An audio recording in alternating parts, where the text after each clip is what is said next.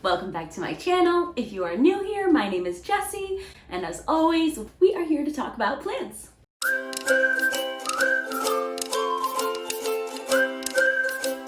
I am so excited to be filming today's video. First being that it's just been a minute since I filmed.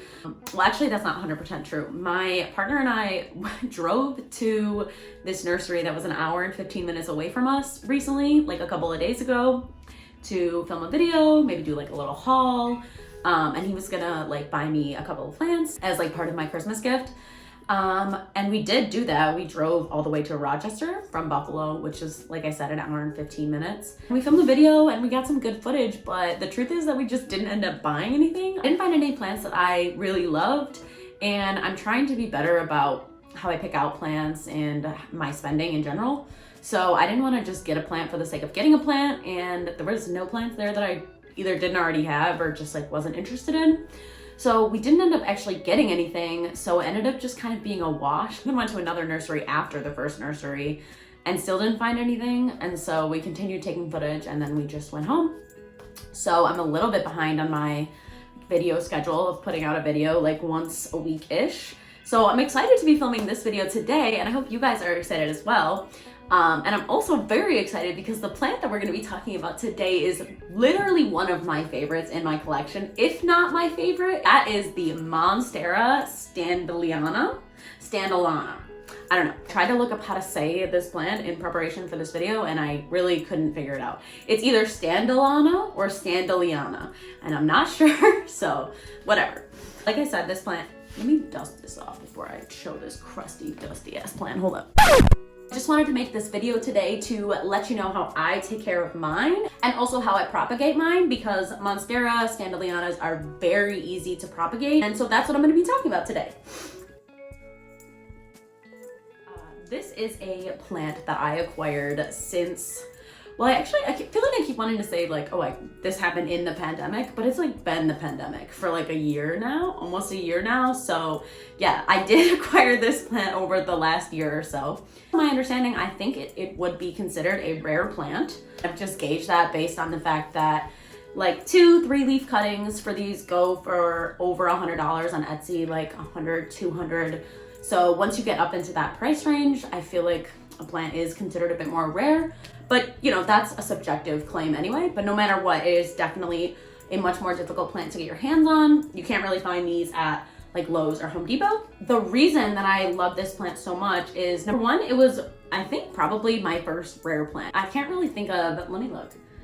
Yeah, I can't really think of any plant that I bought before this that was considered technically like rare. This will always hold a place in my heart for being my first rare plant that I ever purchased. And also, it is one of the easiest care plants that I even own. So spoiler for the rest of the video, if you stick around, you will find out that this plant is so easy to care for. And that is one of the reasons why I love it so dearly. We'll let you guys know where I actually acquired this guy, because it is quite a big specimen, I guess. If you watch Nick Pileggi on YouTube, he always calls his plants specimens. The local nursery in my area, it's like in somebody's backyard. But they get a lot of plants. They have like greenhouses in their backyard, and they get a lot of rare plants. Whenever they get in like rarer plants, they'll do auctions on their Facebook. So I follow them on Facebook, and I just got like a little notification from them that said they were doing an auction for plants. And this was one of the plants that was in their auction. And I fell in love with it immediately and had to have it. So I ended up bidding, paying $100 for this plant.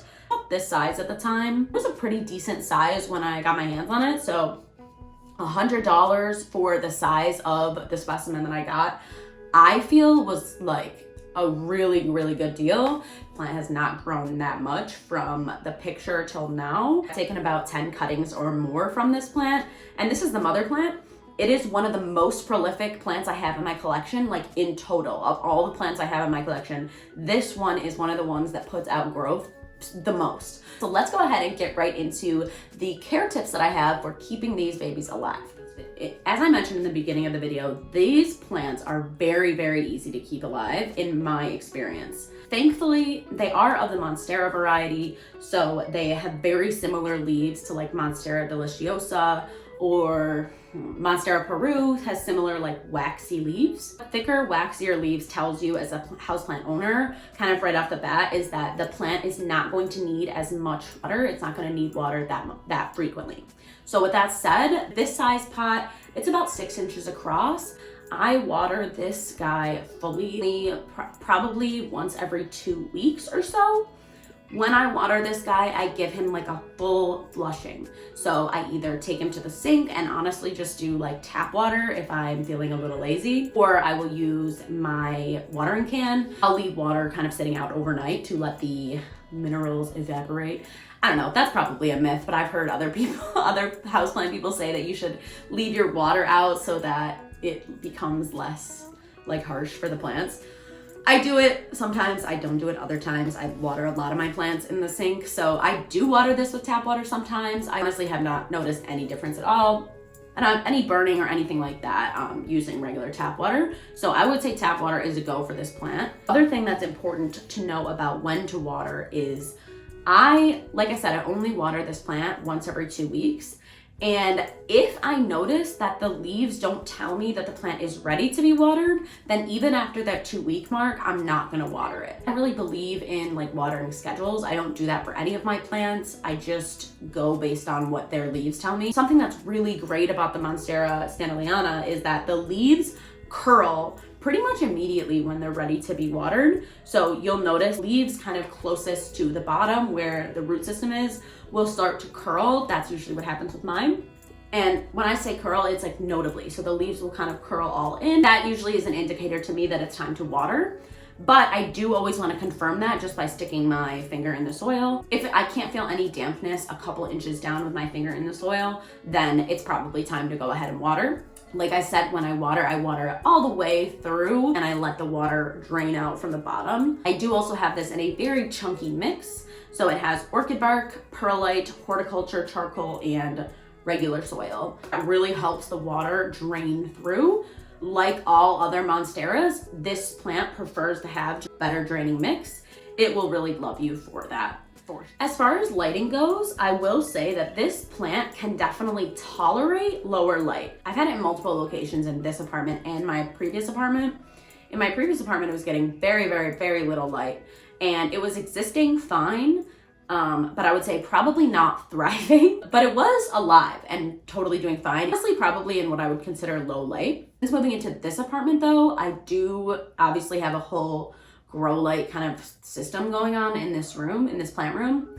If you want to know what this plant room looks like, I can link it in the cards for you. There is like a little tour on my channel. I think I paid probably like $25 total for each grow light after I got the cord and the light.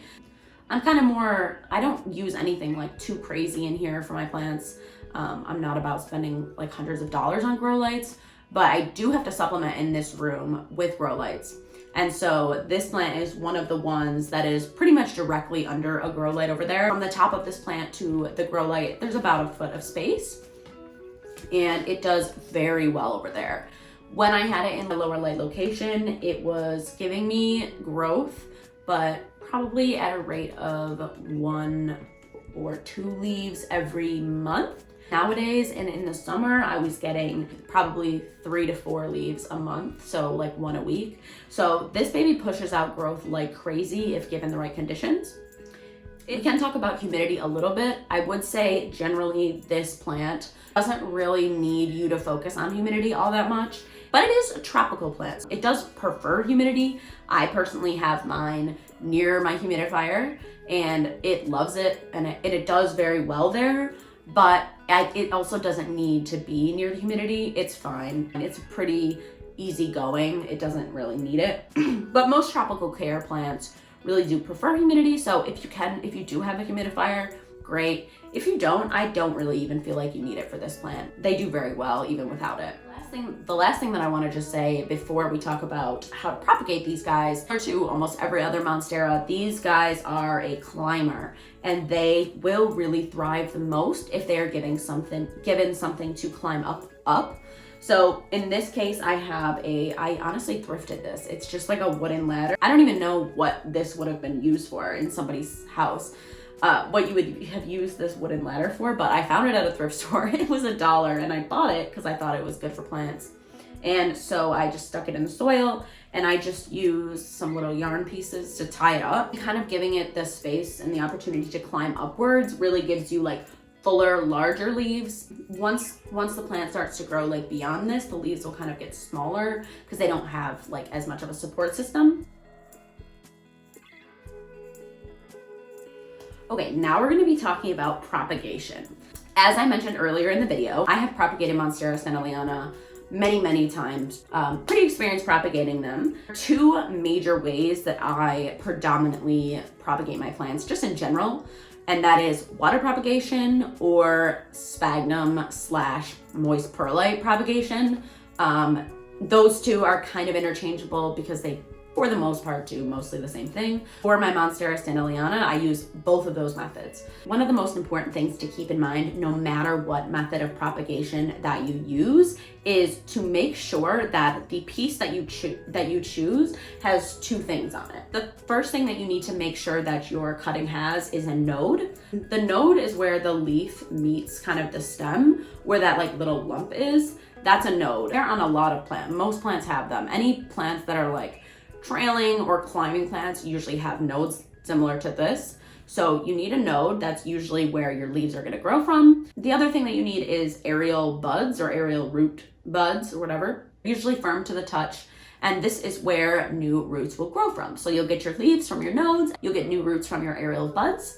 And if you have both of those things in your stem cutting, then you are good to go and go ahead and choose whatever method of propagation you want, whether it's sphagnum moss or water or however you like to propagate. I think the most important thing to note with water propagating these plants is that it is the method that takes the longest. And that's just in my experience. I am not a houseplant expert. I'm not a student of horticulture. I just have houseplants. I'm a hobbyist. But in my experience, they definitely do take a lot longer to root in water. I don't even know why that is the case. I'm not really sure the scientific reason behind that, or if that is honestly even true other than just my anecdotal experience. But I just will say that when I have these monsteras in water, I'm gonna say it takes over a month or more sometimes for me to see any kind of root growth, like literally at all. If you're somebody who likes to propagate in water, which I typically am, I prefer water most of the time, just know that there might be a possibility that you'll have to be a little bit more patient if you do choose water as your propagation method. This guy has about, what would we say? That's maybe like 3 inches of root growth. This has been in this pot of water now for probably about 2 months or so. And that's where we're at with it. It also is starting to, on the top, I noticed, you probably won't be able to see it, but I don't know if you guys will be able to see that, but it is starting to push out a new leaf as well. At this point, this plant is not ready for soil yet. As a general rule for my propagations, I usually want to wait until secondary roots form, which if you're not familiar, secondary roots are just like roots that come off of these roots. As more roots form, you'll start to see like kind of offshoots of roots off of the main root system. And once you start to see that and you have like a couple inches of root growth, then they're gonna be good to go. This plant isn't far off from it. This root growth is pretty decent. If I were to plant this in soil like this, it's possible that it would do fine and that it would take to the soil very well, but I just don't want to risk it. You're going to have a much higher success of transferring your propagations from water to soil if you wait for secondary roots to form. But I just wanted to have this example for you. But I also have another example. It's a little baby. It was propagated in the sphagnum as opposed to water. Actually, what I love about this is this little plant was actually just a stem cutting with no leaves on it at all. The way I went about propagating this was I took some moist sphagnum moss, got it really nice and wet, and then I squeezed all the water out of it. And then I went ahead and put the sphagnum into just like a clear mason jar with a lid that I leave kind of open, half on, half open, just to get a little bit of air circulation. And then I put that about a foot away from a grow light, and that's all I did. And I would say within like a week to 2 weeks, I saw some root growth, and then within a month, I had the first leaf. I went ahead and potted it at that point because I had secondary roots and the first leaf. And now I'm about to have my second leaf. I'll say it time and time again, these monsteras are very, very prolific growers. So I wouldn't be surprised if more and more people start to be able to get their hands on them kind of sooner than other rare plants, just because they're so easy to grow. But I love that about them. I find that to be one of the most rewarding things about growing plants is seeing new leaves grow, like obviously. So that's honestly why they're one of my favorite plants. All right, you guys, that is gonna be the end of today's video. Thank you so much if you found your way here and watched to the end. If you would like to subscribe to my channel, please go ahead and do that. And please also comment down below what more you would like to see from me. Definitely wanna make sure that I'm making content that wants to be seen. So if there's anything that you wanna see, please let me know down below and I will see you in my next video.